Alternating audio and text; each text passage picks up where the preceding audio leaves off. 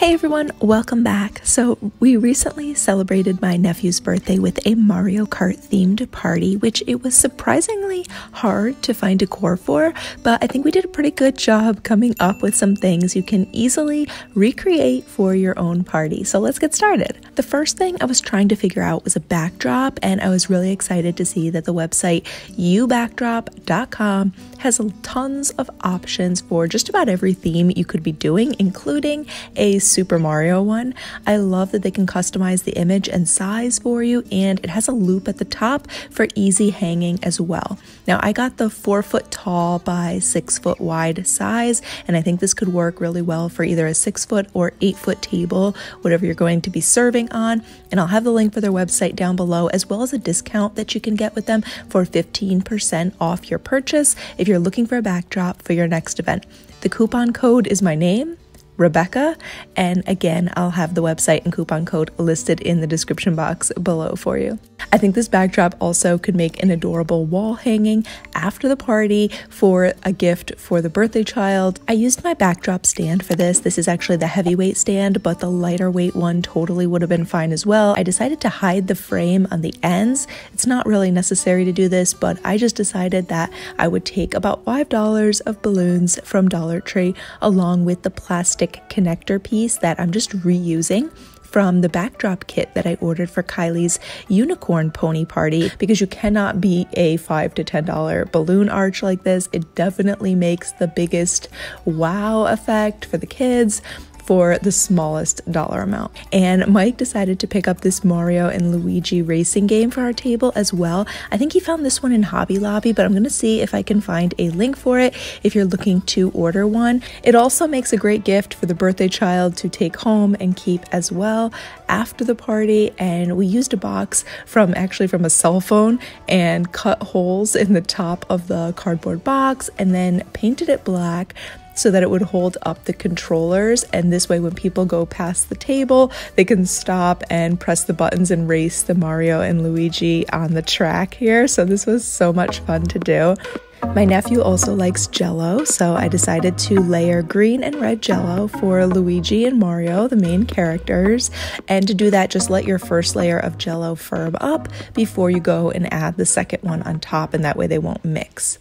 And I have to show you guys this now. Mike found this character online, and we used some fishing line and a command strip to hang him from the ceiling and have him fishing a car out of the blue Jello. So if you drive off the track, he picks you up and puts you back on the racetrack in the game. This is actually just a Dollar Tree vase, and I took 2 boxes. They were the smaller size boxes of blue Jello in order to fill this up. And then I just did a couple more little cups of blue Jello around the outside of it for people to eat if they actually wanted to eat the Jello.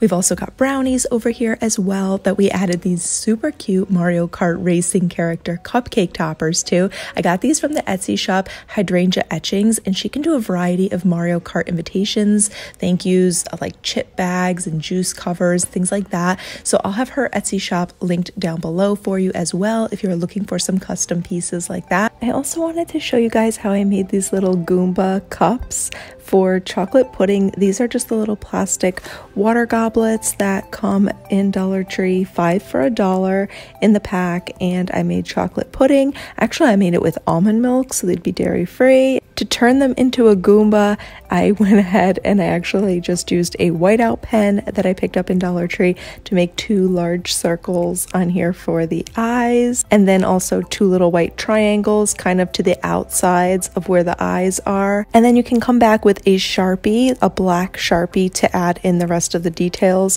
My Sharpie marker was actually kind of old and drying up, so I went ahead and used this oil-based one that I can link down below. It might work better than a Sharpie for you.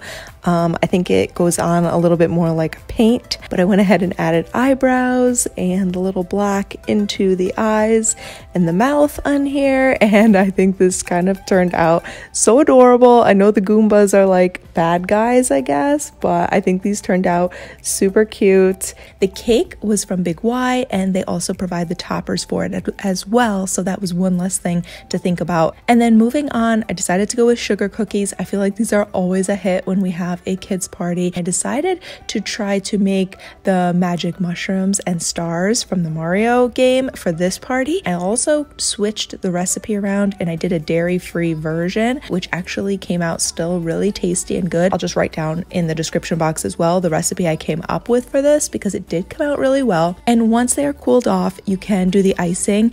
The stars were pretty easy to do, but kind of boring to make as well. I was just getting tired of staring at yellow for so long, if I'm being totally honest. But the magic mushroom ones were really fun to do. I would recommend having a picture in front of you to look at and copy, and then either start with the white and just do all the white outlines, and then you can fill in the red around it, or vice versa, whichever way looks easier to you. I tried both ways, and I think that I preferred doing the red part, red outline first, and then filling in the white parts after.